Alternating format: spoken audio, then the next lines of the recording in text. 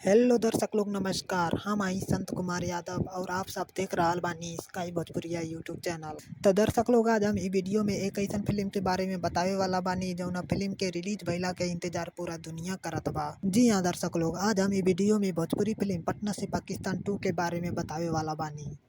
तो दर्शक लोग आप सब जानते हो कब की भोजपुरी फिल्म पटना से पाकिस्तान के पहला भाग भोजपुरी दर्शकन के बहुत पसंद आयल रहे, जेमे देशभक्ति, एक्शन और इमोशन के शानदार तड़का भी शामिल रहे।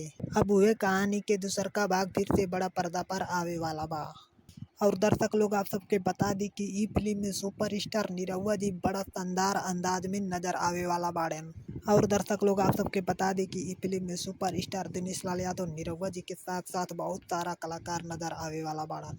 तो चलिए दर्शक लोग ये वीडियो के यहीं पर ख़त्म करत बानी। अगर ये वीडियो हमारा आप सबके पसंद आयल होके तो लाइक कमेंट और सब्सक्राइब जरूर कर दी।